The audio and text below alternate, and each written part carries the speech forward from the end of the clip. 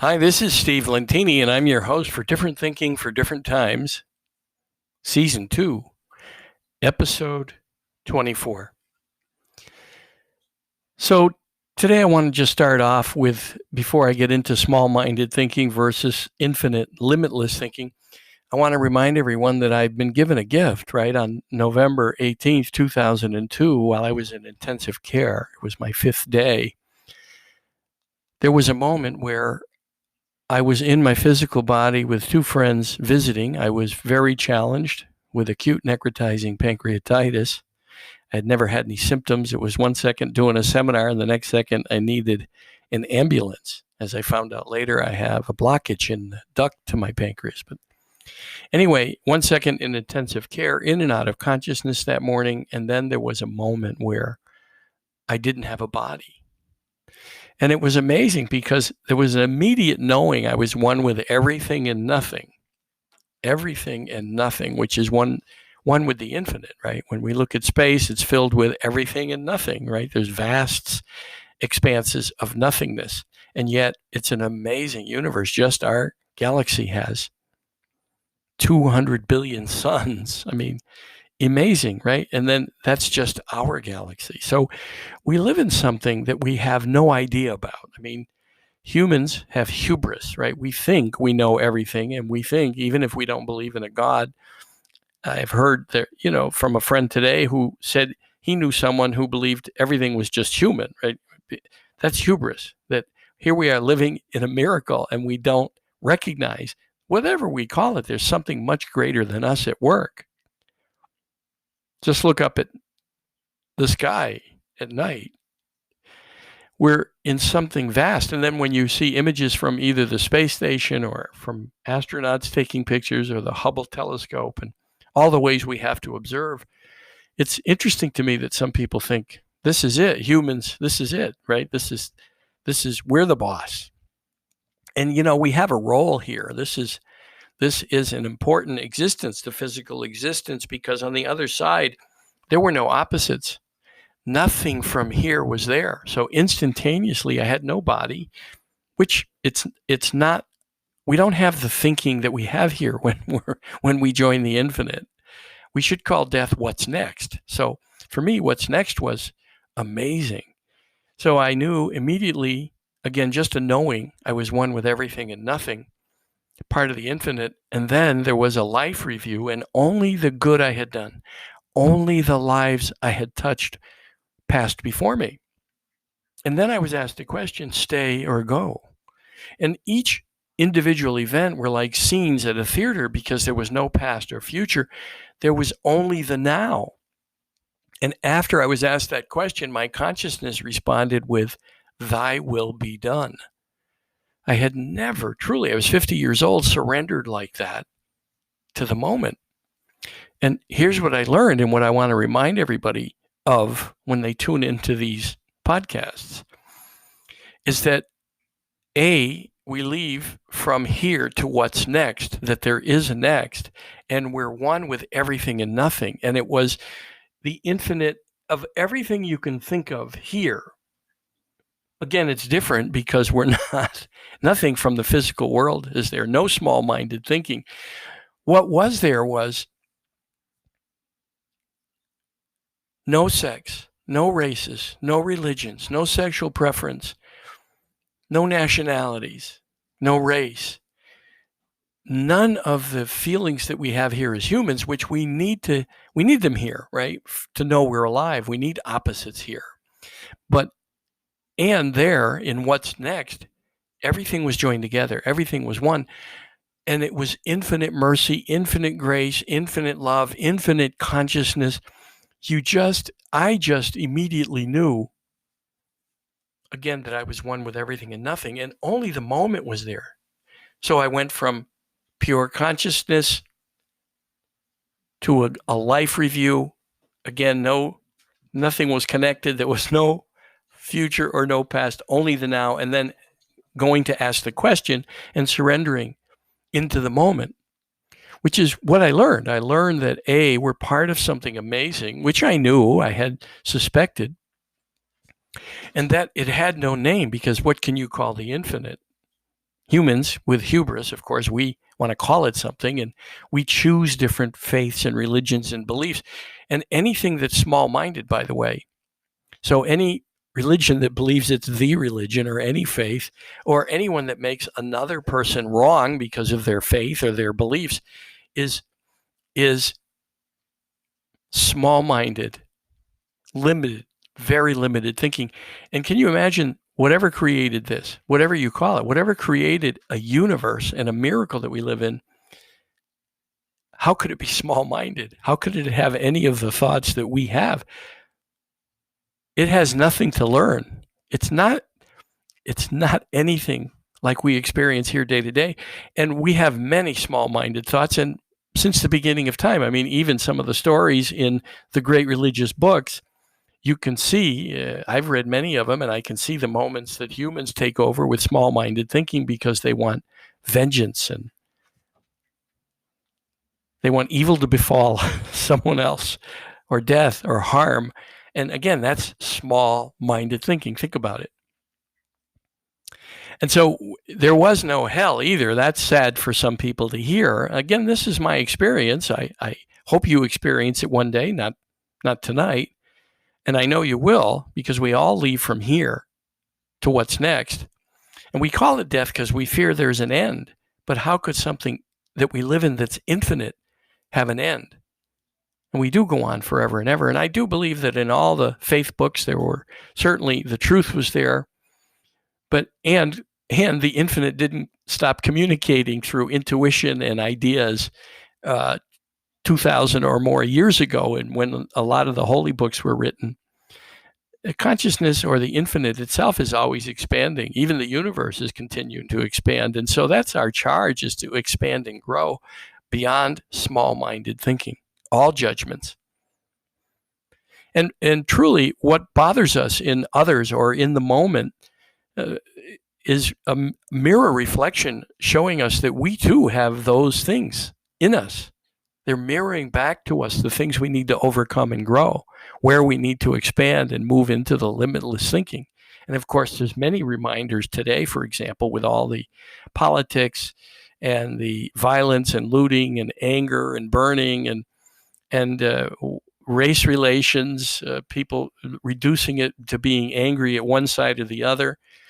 When there's an angry reaction, right, when there's one group that thinks they know better than the other, that group or person bothers them because they have some of those same traits. And it bothers them. And I've learned this myself by applying it for 30 years.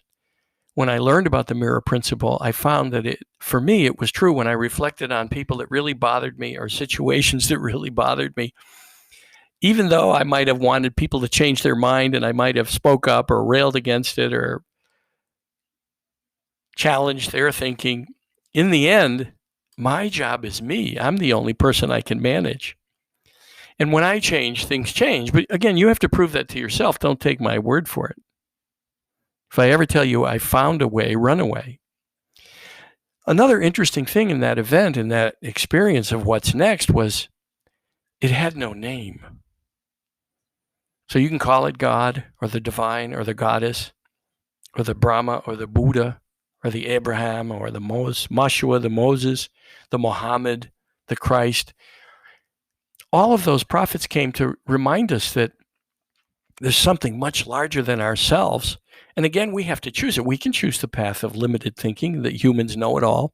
I think that for me, it's even more laughable now when I look at, you look at climate change, for example. There's experts on both sides. You don't hear much about the experts who don't believe in it. Funny, right, in our media today. You only hear about those who rail against all the climate challenges, and we have our individual responsibility. What we can do about the climate is buy a responsible car, clean our own yard, don't pollute, don't throw trash. And when you walk around neighborhoods, you see people that don't respect the place they live in, whether it's their home or the earth in general. It's the same with politics. Each side is trying to point the other one wrong, and when in fact they each conduct themselves in terrible manners, pointing the finger at one side's behavior when they have that same behavior by pointing the finger and being angry and accusing one side or the other of doing something. There is no one right way, and there is no perfect belief. It's funny how many people on the left side of the aisle. I'm a centrist, by the way. I'm in the middle. I don't believe in extreme right or extreme left, but it's interesting how the left made the right wrong and went to extremes to try to change the outcome of the election. And it's the same for many elections. People have been upset about it, but not so much to this particular degree. They just didn't accept the result and then did whatever they could to try to rail against it in what's called the resistance. And I find it funny because I don't think they would like that if when they get back in power and things do shift. But what they've created is, with small-minded thinking, is the opportunity for people on the other side to resist and begin the same kind of events that railed against what is, right? That's not surrendering to the now. And I'm not for either one, by the way. I'm not for the right side or the left side. I'm independent, and I view each candidate based on results and then vote for. While I might not like a particular candidate, I look at what they've done and what they've accomplished. And somehow we want a nice person to be president. I don't disagree with that, except that what's nice? I mean, even people today have lied and plagiarized, and senators and congressmen, none of them are perfect. They've all told lies and stories on both sides of the aisle. And what it is they're seeing that part of themselves that they cannot see. It's what you don't know that you don't know. And that's why things bother us. And it's small-minded, limited thinking. And we can see limited thinking in the ideas that there isn't enough of something, and then we rush out to the store to buy it and deplete it because we don't consider others. And then stores have to make changes because people themselves are too small-minded to relax. And if you have 20 rolls of toilet paper, you probably have enough. And if someone came to my door and said, "Do you have a few rolls of toilet paper?" I would give it to them. See, that's the thing. The other thing I learned was only the good was mentioned in the life review, which means the good we do. And think about the good you do and how you feel when you do good. Think about that. It's etched onto the fabric of time, and it makes sense to me. That's really our job, is to do good. It's to do good. To leave everyone and everything a little better than we find them in every moment. And that's not mamby-pamby. It's just taking care of others. And to really be violent or have a reaction to someone who has a different point of view, just think about how small-minded that is. Whatever side you're on, I get a kick at looking at both and seeing how they reflect to each other their nasty sides, their tendency to say things that aren't true, and or to just plain make the other side wrong. And again, that's small-minded thinking, because being right and making others wrong is small-minded thinking. What we're here to do is overcome our small-minded thinking, and that means compromise. An adult debate, fine. A discussion, fine. But let go of the idea you have to change someone else or that they have to think like you, because that's small-minded thinking. It's not limitless thinking. It's very limited. Limitless thinking is letting people enjoy their lives and have a different thought. And, in a democracy, the majority ends up ruling, even if it's the majority of an electoral college. I mean, the result of the election is the result of the election. And I'm okay, whoever gets in this next term, because I want to just do good and support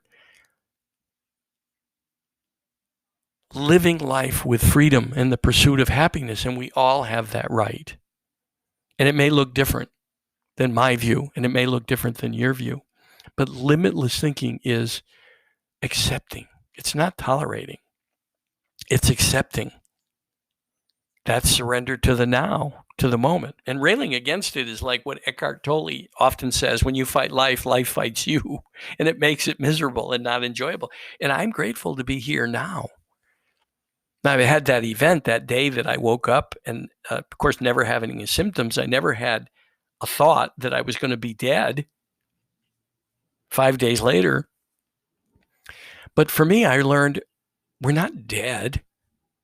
We just move from this to that. What's next?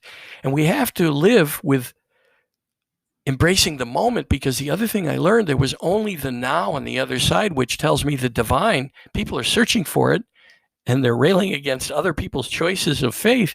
But the thing is, the divine is in the now.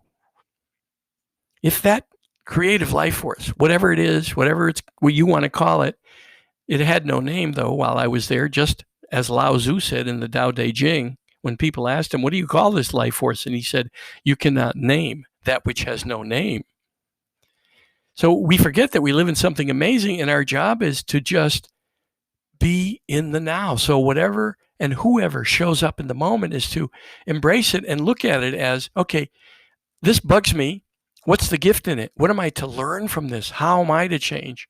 And the moments that we love and embrace, we know we're in the divine because we feel good. It's also to get that the divine is in the now, and especially too in the things that bug us, because that's where we're getting the invitation to learn and grow.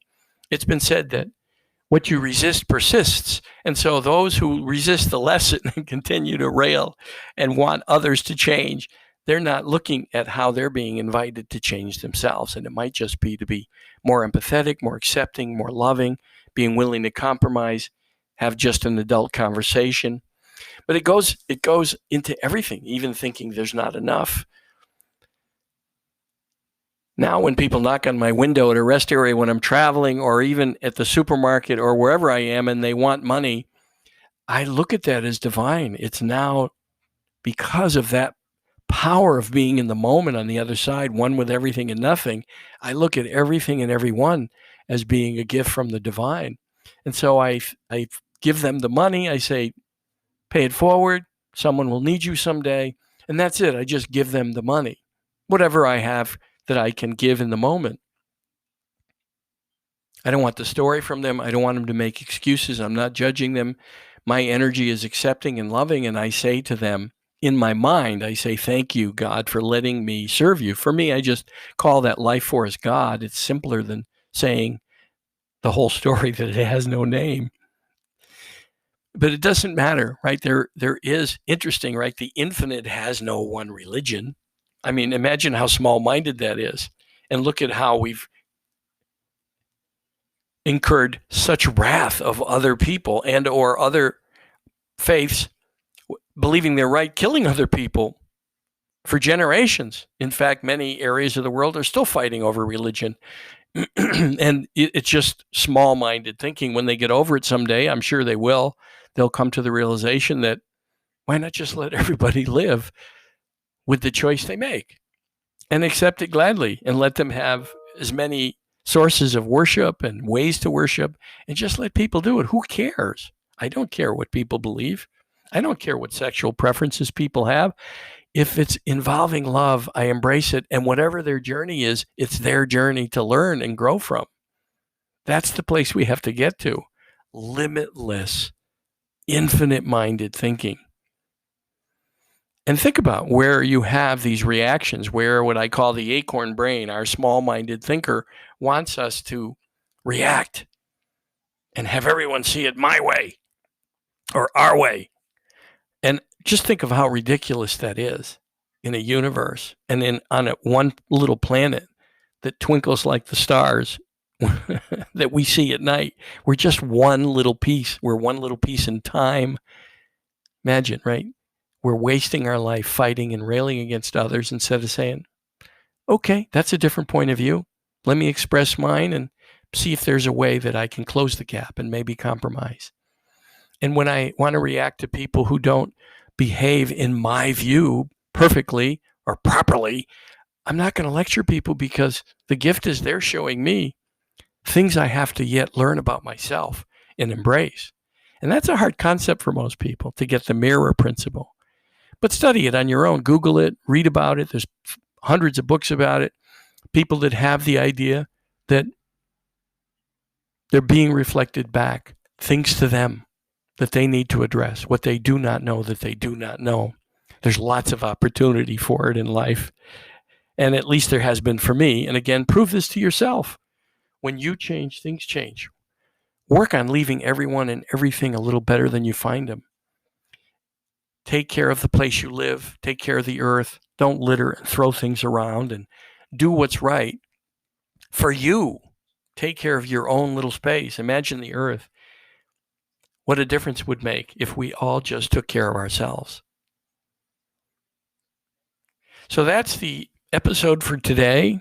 Think about where people are showing you things that you don't know and that you need to embrace and change.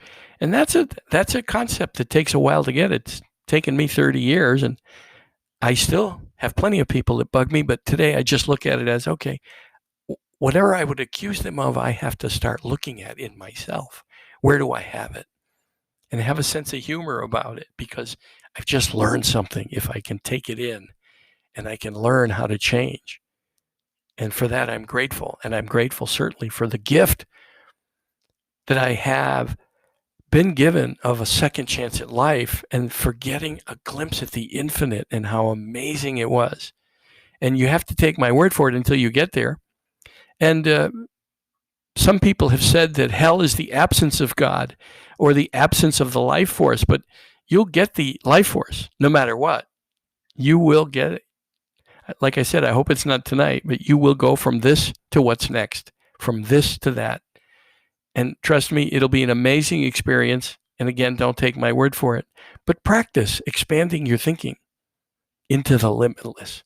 Remind yourself we live in a miracle and something infinite that we truly don't know about. We think we know. That's hubris. Overcome hubris in all areas, small-minded thinking, and see what happens to your life. See if you become more grateful and joyous in the moment, especially when people who bug you appear or want money or a gift or something you wouldn't ordinarily do.